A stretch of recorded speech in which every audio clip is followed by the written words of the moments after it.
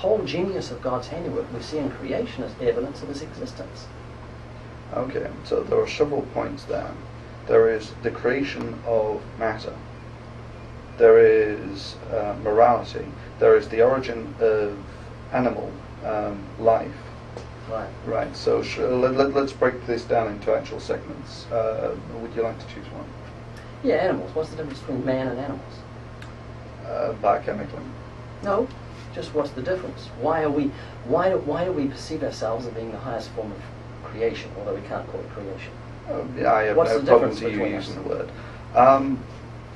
There are, in terms of biochemistry, there is virtually none. We are all made up of the same type of cells, well, at least with the other mammals.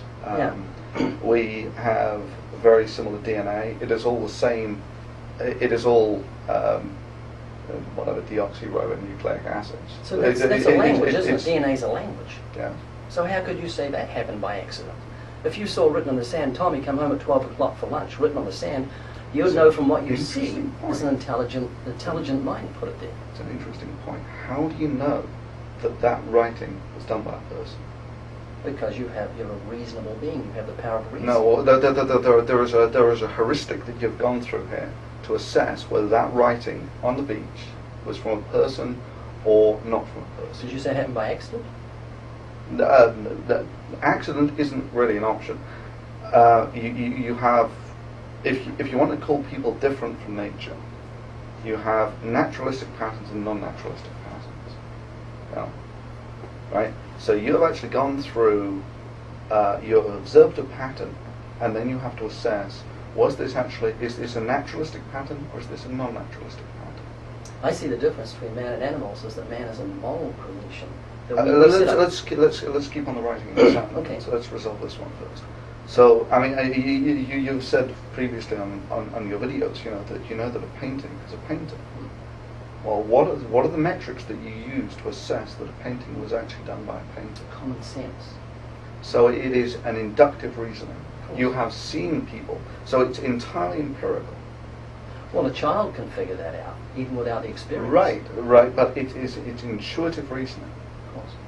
So, if you have the reason that paintings are done by painters is because you've seen paintings painters do paintings. But I'd still know it even if I hadn't seen a painter do it. Would you? Yes. I know. My reason to say that painting couldn't have happened by itself. Paint came and rainbows just happen by themselves? No, God created them. Did he? So I know. It says it in Scripture. Okay, does God create the rain as well? Yes. So it has nothing to do with moisture rising into coleras and condensers. That's how He put it together. The Right. genius of God's creator's hand is seen throughout the whole of creation. You can see this order in creation. The evaporation, let's take snow. I mean, we're in California, so it's a bad place, but Well, it's only 2 hours we get snow from here, up in the mountains. Yeah. the idea that nearly pure crystalline water would fall from the air, what are the chances of that happening? I don't know. Well, they do happen. It's observed to happen. Okay. Yeah. Right? So, but you would agree that no one is creating the snow. God created the snow. Everyone is different. It's beautiful. So it has nothing to do with crystallization. That's what the process that God used to create snow. This is a shell game. Can you make snow? Yes. I mean, from nothing? So you are asking, can I violate the law of conservation of energy? That's right. Uh, You can't make anything from nothing. yes. But again, that's just an empirical observation. So let's get back to this issue. The difference between man and animals I see is that man is a moral being. I just want to finish up on this. Okay. The painters make paintings as the empirical observation, right? There is no such empirical observation for the universe being created. The two are non-comparable You can't events. make an absolute statement like that. You can say, I don't They know are any... yes, they are non-comparable events, right? But you can't say an absolute statement, there is no evidence. You have to have all knowledge to make a statement like that. You've got to say, with the limited knowledge I have at present, I don't believe Yes. there's evidence. Okay, but if you are going to go down this line, then you can achieve nothing. You're into nihilism. You can know nothing. You don't even know that you are here having this conversation. Well, you can know the truth. It's all in Scripture. Yes, but you don't even know whether you exist, let alone whether Scripture exists. Why do I exist? How? Because I'm a human being. Being means that you're aware of your existence. You've made assumptions to get there. You've assumed that the universe is real and you can learn something about it. Mm-hmm. These are the bedrock assumptions for the growth of knowledge. Mm-hmm. After that, you can start appraising mechanisms by which things happen in the universe. And you can do this by gaining data and finding out what is the most acceptable explanation for this data. This is what we would call a theory in science. Right. And this is where you get Newtonian mechanics, Einstein, relativity, quantum mechanics, Right. and so on. So can we go on now to the difference between man and animals? Okay, but just to make it clear, I think there is non-parity between saying I'm cool with the observation, the empirical observation that painters make paintings. However, there is no comparison that gods make universes. So you believe? I don't see that there is a comparison. That's right. Well, that's good. That's your opinion.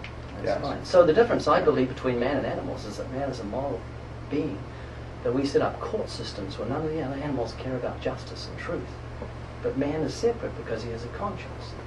He has a knowledge of right and wrong because I believe he's made in the image of God. You're made in the image of God. We're a fallen creation, but you're made in the image of God. You're a rational person. You can create music. You can appreciate a sunset.